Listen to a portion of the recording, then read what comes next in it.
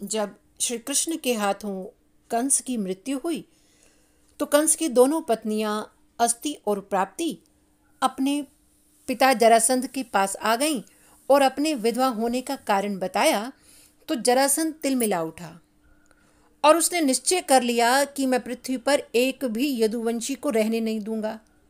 और उसने युद्ध की बड़ी तैयारी की और 23 अक्षौहिणी सेना लेकर मथुरा को चारों ओर से घेर लिया। इधर श्री कृष्ण और बलराम अपनी थोड़ी सी सेना लेकर ही साथ चले और दोनों भाइयों ने एक ही झटके में उसकी सारी सेना नष्ट कर दी। और बलराम जी जरासंध को मारने ही वाले थे कि श्री कृष्ण के कहने पर छोड़ दिया। कृष्ण बलराम ने उसे पराजित तो किया परंतु मृत्यु नहीं दी। और इस प्रकार उसने एक बार नहीं 17 बार मथुरा पर आक्रमण किया, लेकिन हर बार कृष्ण उसे जीवन दान दे देते। एक दिन दाऊ ने पूछा, कन्हैया तुम इस आतताई को मृत्यु क्यों नहीं देते? तो श्री कृष्ण ने कहा, दाऊ जी हमारे अवतार का कारण क्या है? तो दाऊ जी ने कहा, अरे हम तो दुष्टों का संहार करने आए हैं। तो भगवान ने कहा कि जरासंध दुष्टों का सरदार है, मैं इसलिए इसे छोड़ देता हूं ताकि ये और दुष्टों को इकट्ठा करके आता है, मुझे उन्हें ढूंढना नहीं पड़ता, ये स्वयं ही लेकर आ जाता है और जरासंध को निमित्त बनाकर मैं उन आतताइयों का वध कर रहा हूं। इस प्रकार जब जरासंध ने 17वीं बार मथुरा पर आक्रमण किया और हर बार की तरह इस बार भी पराजित होकर वो अपनी राजधानी को लौट आया, तब लोगों ने कहा कि महाराज आप अपनी जन्मपत्री दिखाइए, कुछ अनुष्ठान कराइए। तो पंडितों ने कहा कि महाराज आप यज्ञ करवाओ। तो जरासंध ने कहा, देखो खर्चा चाहे जितना मर्जी करवाओ, लेकिन अगर अनुष्ठान का हेतु पूरा नहीं हुआ तो वो कृष्ण तो मुझे हर बार छोड़ देता है, परंतु मैं तुम्हें जीवित नहीं छोड़ूंगा। अब सब पंडित घबराने लगे और भगवान से प्रार्थना करने लगे। अब भगवान के सामने ग्रहों की क्या चले? तो सब पंडित उस यज्ञ में गोपाल मंत्र से आहुति देने लगे, गोपाल सहस्त्र नाम से, और भगवान से प्रार्थना कर रहे हैं कि हे प्रभु इस बार आप इस दुष्ट से हार जाओ, नहीं तो यह हमें छोड़ेगा नहीं, यह हमें मृत्युदंड दे देगा। अब भगवान तो सभी की सुनते हैं। तो जब जरासंध 18वीं बार चला तो इस बार इसने काल यवन को अपने में मिला लिया और ये काल यवन करोड़ों मलेच्छों को लेकर मथुरा नगरी को चारों ओर से घेर लिया। और इधर दाऊ जी कृष्ण के संग विचार विमर्श करने लगे कि मथुरा की स्थिति अब ठीक नहीं है और आक्रमण को सह नहीं पाएगी, हमारे सैनिकों का बल भी अब कमजोर पड़ गया है, वो युद्ध नहीं कर पाएंगे, तो क्या करें? अरे दो दो विपत्तियां एक साथ मंडरा रही हैं। अगर हम काल यवन से भिड़ गए तो पीछे से जरासंध हमारे परिजनों को मार देगा, तो इसलिए हमें सबसे पहले अपने परिजनों को किसी सुरक्षित स्थान पर भेजना चाहिए। ऐसा विचार विमर्श करके श्री कृष्ण ने विश्वकर्मा जी को बुलाया और समुद्र के बीचों बीच एक सुंदर नगरी तैयार करने की आज्ञा दी। विश्वकर्मा जी ने 48 कोस यानी 144 किलोमीटर की लंबी चौड़ी एक बड़ी ही सुंदर नगरी का निर्माण किया और प्रभु की आज्ञा से सभी मथुरा वासियों को सोते हुए वहां पहुंचा दिया। और भगवान श्री कृष्ण काल यवन से लड़ने के लिए निहत्थे मथुरा की सीमा से बाहर आ गए। काल यवन ने देखा इससे पहले वो प्रभु को निमंत्रण देता युद्ध का, प्रभु पहले ही उल्टी दिशा में भागने लगे, तो वो भी प्रभु के पीछे भागा। अरे वो रणछोड़ कहाँ भाग रहा है? प्रभु आगे आगे और काल यवन उनके पीछे पीछे, और प्रभु भागे मथुरा से गुजरात की ओर। हो भाजे भाजे रे, हो भाजे भाजे रे कन्हैया आज मथुरा को छोड़, हो याने नाम तो धराए लियो आज रण छोड़। हो बाजे बाजे रे, हो बाजे बाजे रे कन्हैया आज मथुरा को छोड़। आगे आगे नंद नंदन, पीछे पीछे काल यवन, हो देखो देखो कहाँ गयो नंद को किशोर। हो भाजो भाजो रे, हो बाजो बाजो रे कन्हैया मथुरा को छोड़, हो याने नाम तो धराए लियो आज रण छोड़, हो बाजे बाजे रे कन्हैया मथुरा को छोड़। और भागते भागते कृष्ण एक गुफा में प्रवेश कर गए जहाँ राजा मुचकुंद सोए हुए थे। और मुचकुंद जी पर श्री कृष्ण ने अपना पीताम्बर ओढ़ा दिया।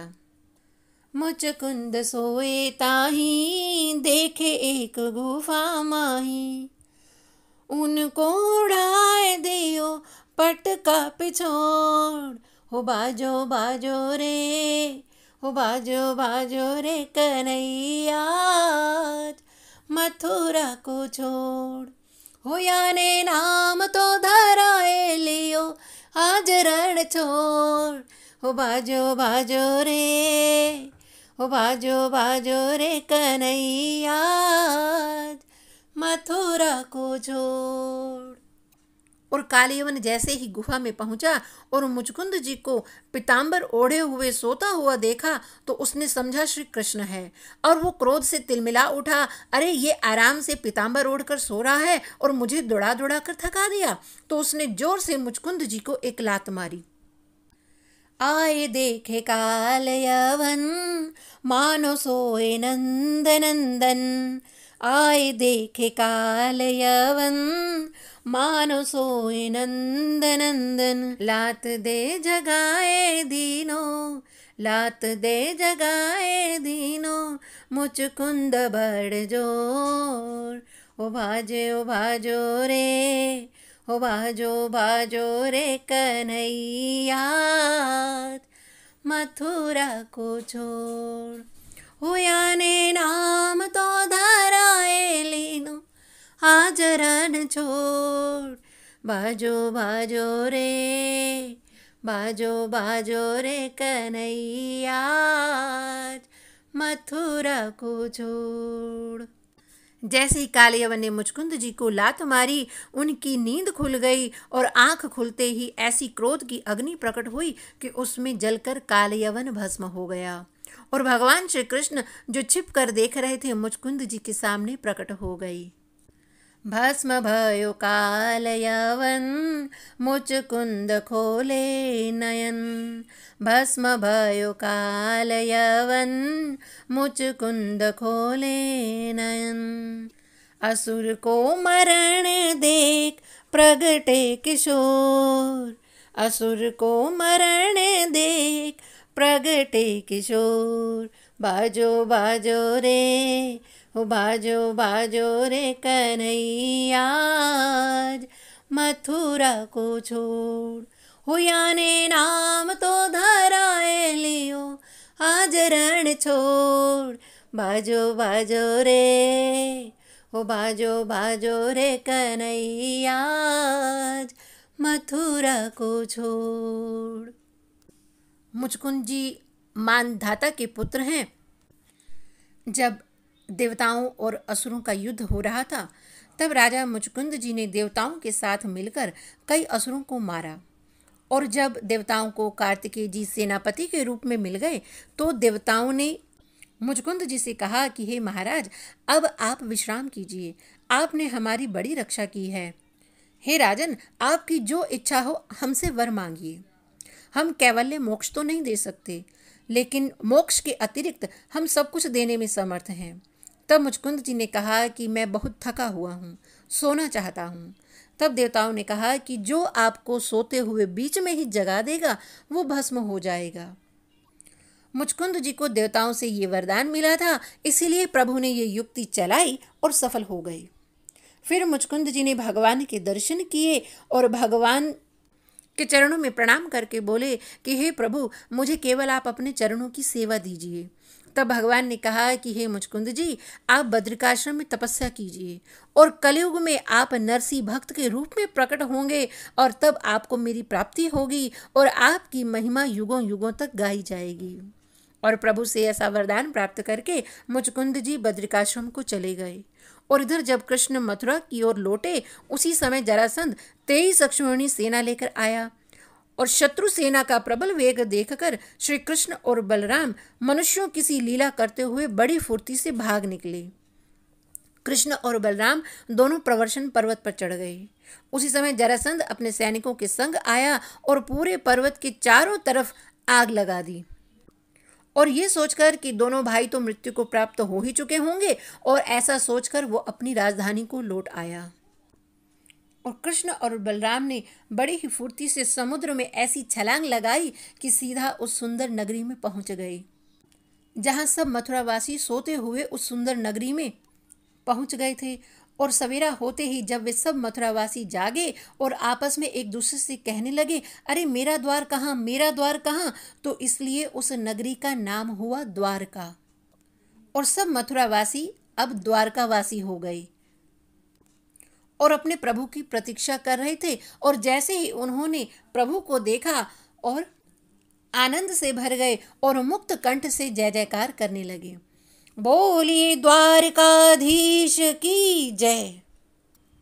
स्वागत करते हुए, महिमा गाते हुए नाचने लगे। सबके भाग्य जगाने आए पालनहार हमारे, द्वारिका के भगवान पधारे, आए प्रभु हमारे। आज धन्य द्वारिका नगरी सारी, जय जयकार करो आए गिरधारी। घुमड़ घुमड़ कर कृष्ण मिलन की, बरखा देखो बरसी आज। अभिनंदन में आज प्रभु के, ढोल नगाड़े रहे हैं बाज। हे कृष्ण हे माधव हे मुरलीधरा, हम पर कृपा तो कर दे जरा। मनमोहना केशवा हे गिरधरा, तू संग में तो खुश है धरा। नाचे हो के मगन आज उनकी शरण, सब पावन हुए झूमे गाए। छाई उमंग देखो मोहन को हम, खुशियों से ना फूले समाए। आज धन्य द्वारका नगरी सारी, दर्श करो आए गिरधारी, दर्श करो आए गिरधारी। बोलिए द्वारका धाम की जय, बोलिए द्वारकाधीश की जय। सभी द्वारकावासी द्वारकाधीश को पाकर आनंदित हो रहे हैं। आगे की चर्चा कल करते हैं।